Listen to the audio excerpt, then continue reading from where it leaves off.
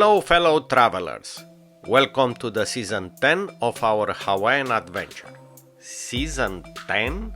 Yeah, we have been here 10 times. Of course, you may ask yourself, who in its right mind will do that? Well, let's see. It is as far as it gets from the all-inclusive prison, far from the obsession of eating and drinking as much as possible to make it worth, far from any breakfast, lunch or dinner schedule, and far from seeing the same people for 7 days. I want to set up my own Hawaii routine. Grab a double espresso, go on the beach, wait for the sun to come over the diamond head, and watch the people jogging. I do not care about running to breakfast between certain hours or the totally uncivilized rush to block a beach chair with a towel and a book. The choice of sand is infinite between the party epicenter at Duke's and the secluded beaches of the East Coast.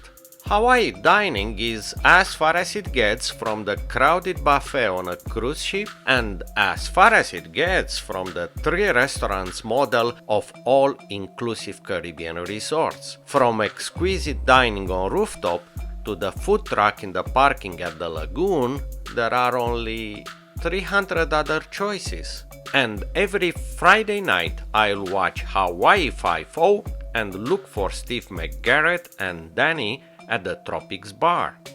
Cheesy, but nice.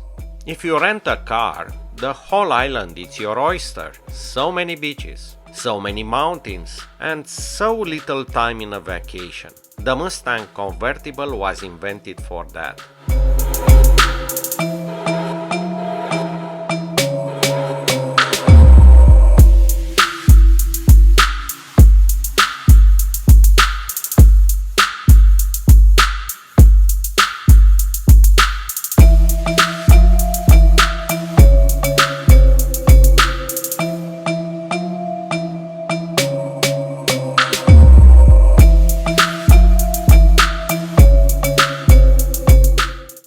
There is something magic in the air. It is the only place in the world where I can leave all my problems behind. I have blistering fast free Wi-Fi everywhere, but I'm using it just to send vlogs back home. I couldn't care less for anything incoming.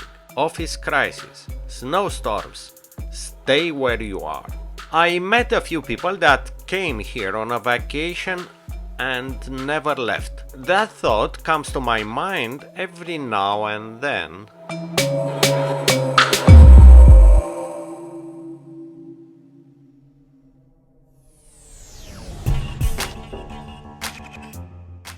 This Japanese izakaya alley is not in Tokyo, but just in the basement underneath Victoria's Secret store on Kalakaua Avenue. I guess that will make it quite easy to find.